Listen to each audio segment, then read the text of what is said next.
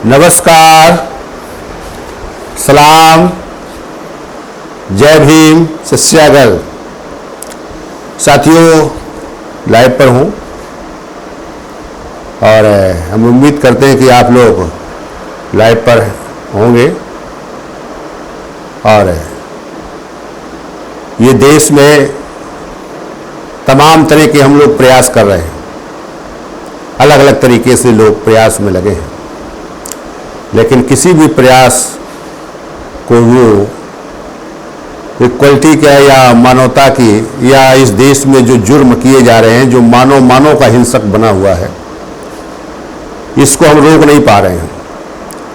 क्योंकि एक देश में ऐसी एक व्यवस्था है जो केवल मानव में भेदभाव पैदा करना और उसमें अपनी श्रेष्ठता को बनाए रखना और श्रेष्ठता के आधार पर काम करना, वो एक ऐसी व्यवस्था है, वो सोच है जो जन्म से ही उस व्यवस्था को अंगीकार करते हैं, जिससे वो व्यवस्था खत्म नहीं होती है, वो केवल रुक जाती है अगर ज़्यादा उसका विरोध होता है या उसका संघर्ष होता है। तो आज पूरे देश में आपने देखा कि वो जो हिंदुत्व की व्यवस्था है या इस देश में जो मनुवाद का सिद्धांत है, जो इस देश में जो विकृत सामाजिक व्यवस्था का जो सिद्धांत बन गया है कि दूसरे को कैसे विकास से रोका जाए, कैसे उसको दुखी किया जाए, कैसे उसको पीड़ित किया जाए, जिससे कि उन्हें खुशी मिलती रहे, इस तरह का जो है सिस्टम आज पूरे देश में आपने देखा है कि किसान आंदोलन चल रहा है। किसान आंदोलन जो बीच में किसानों को इकट्ठा करने के लिए जो 4-5 प्रदेशों में जो चुनाव हुए, उसमें भी कुछ जगह गए किसान आंदोलन नेता जो है गए और कामयाबी भी मिली, लेकिन जो उसमें अडिगता है, जो उसमें एक विकृतियों का जो संग्रह है, तो वो पूरी एक सिस्टम है जिसे हम कह देते हैं कि जो अपराधी है, जो माफिया है, उसका तो मानव हिंसक का या मानव का विरोध या मानव में भेदभाव करना या मानव को लूटना, ये उसका काम होता है। ये उसी तरीके से इस काम में वो तत्पर रहते हैं और आज बंगाल भी हार गए, चेन्नई भी हार गए और केरल भी, और 2 प्रदेशों में कुछ बढ़त बनाए हैं और वो भी अपनी चालबाजी से बनाया है।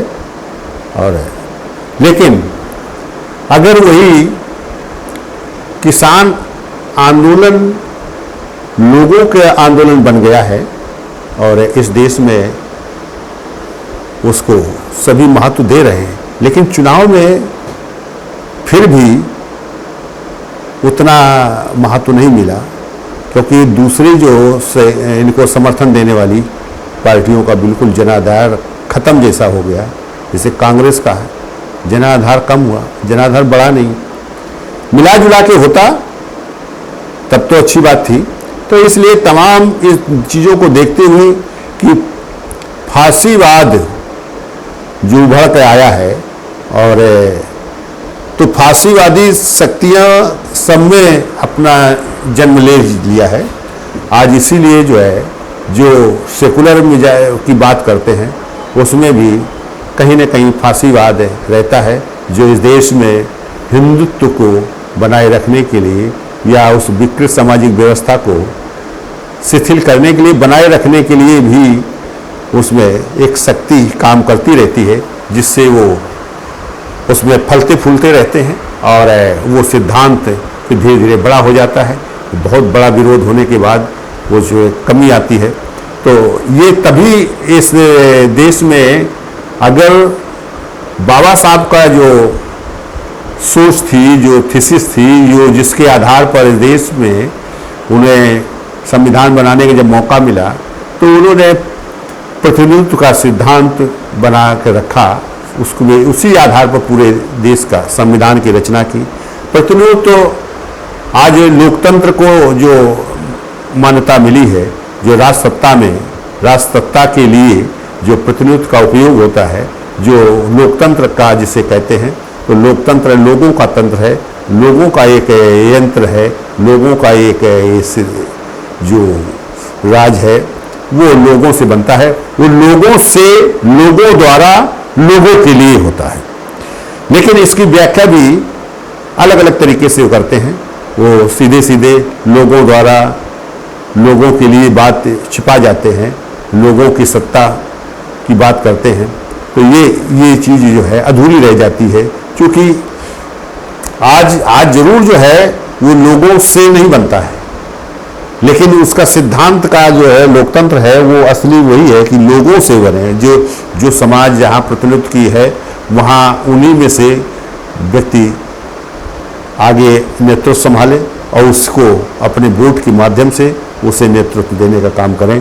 तो ये तभी हो सकता है सही जब इस देश में एक हम लोग, सब लोग उस काम से जुड़ें और वो लोग इस सिद्धांत से काम करें। अगर हर स्तर पर ये सिद्धांत लागू हो, चाहे वो न्यायालय हो, चाहे प्रशासन हो, चाहे आपको कल कारखाने हो, और दिनचर्या में काम करने की स्थिति जो है वो भी उसी सिद्धांत से हो। जैसे आज जो कल कारखाने हैं, जो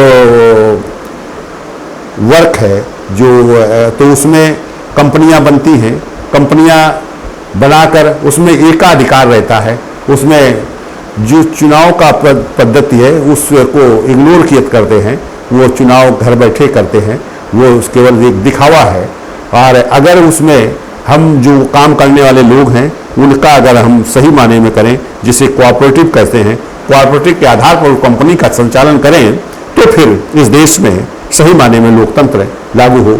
आज वो निजी करने का मतलब एकाधिकार करके, वो एक का अधिकार होता है, वही मालिक रहता है, उसके परिवार के लोग आगे बढ़ते जाते हैं, उसके जाने के बाद दूसरे आते हैं, दूसरे इस तरह से। जैसे आज भी बड़ी बड़ी कंपनियां जो बन गई हैं, आज उसमें लोग उसी का फायदा उठाते हैं। आज सरकार में बैठे लोग उनकी मदद करते हैं और उसकी मदद खुद लेते हैं। वो पूंजी के बल पर, अर्थ के बल पर जो देश को अपने कब्जे में करता रहता है और उस जनतंत्र को या वोट को खरीदता रहता है और उसको खरीद कर अपने आधार पर उपयोग करता है। तभी इस देश में विकृत सामाजिक व्यवस्था आगे बढ़ रही है। विकृत सामाजिक व्यवस्था को खत्म करने के लिए ये हमें लोकतंत्र को सही माने में नीचे स्तर तक लागू करना होगा। और जो राष्ट्रीय भागीदारी आंदोलन, इसकी जो सोच है ये यही है कि इस देश में हर व्यक्ति को कैसे काम से जोड़ा जाए, कैसे जो विकास तभी संभव है जब हर व्यक्ति उस काम से जुड़ेगा, तो तब विकास इस देश का होगा, तभी विकसित होगा। अन्यथा ये विकसित नहीं होगा, नहीं हो। आज तो स्थिति जो पूरे विश्व में बहुत नीचे आके गिर गई, पाकिस्तान से भी नीचे हो गई, बांग्लादेश से नीचे आ गई।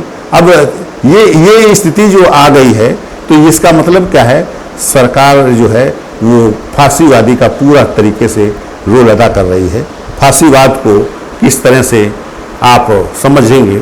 आज देश में हर लोगों को, प्रत्येक लोगों को हमें सीधे लोकतंत्र को या प्रतिनिधित्व को आधार देना चाहिए। हम राष्ट्रीय भागीदारी आंदोलन इसीलिए चलाया गया है और इस देश में अगर राष्ट्रीय भागीदारी आंदोलन के तहत सदस्यता को लेकर उसके द्वारा काम शुरू करें, तो वो प्रतिनिधित्व का आधार ये होगा कि जो राज सत्ता में पहुंचते हैं, जो पावर को अगेन करते हैं, जिस पावर का जो है देश संचालन किया जाता है, लोगों को विकास से करने की रास्ता दी जाती है, गति दी जाती है, उसको हर संभव वो मदद करती है। चूंकि जब तो फिर इस देश में राष्ट्रीय भागीदारी का जो है सिद्धांत, ये तो उसका लोकतंत्र के सिद्धांत से इस व्यवस्था को रखा गया है। तो मेंबरशिप ही की गई है। अगर इसमें जिसके सबसे ज़्यादा मेंबर्स होंगे वही को आगे नेतृत्व में भेजा जाएगा, जिससे कि इस देश की शक्ति बने तो सही लोगों के लिए उपयोग हो। तो अगर इस तरह से काम होगा तो हर व्यक्ति वो के लिए वो काम होगा, तो वो सही माने में उन्हीं में से, लोगों द्वारा, लोगों के लिए वो शक्ति बने, तब राज सत्ता जो कायम होगी तो ये लोगों के लिए सही माने में होगी। तब फिर देश में हर व्यक्ति खुशहाल होगा, हर व्यक्ति को काम मिलेगा। तो इस देश से जो न्यूनतम सिद्धांत है उसको लागू करने में सफल होंगे तो हर व्यक्ति को जो आज मिनिमाइज किया गया है, जो न्यूनतम सिद्धांत है कि सबको कम से कम 15,000 रुपये मासिक के रूप से काम मिलना चाहिए, जिन्हें काम मिल रहा है आज उन्हें पैसा पूरा नहीं मिल रहा है, तो इस सरकार की नाकामी है। सरकार को चाहिए कि इसे पूरा करे।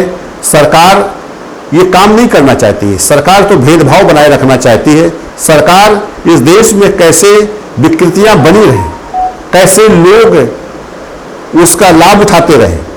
इसलिए इस देश में अगर काम की प्रवृत्ति बढ़े तो यह देश खुशहाल होगा और सब विकास से जुड़ेंगे।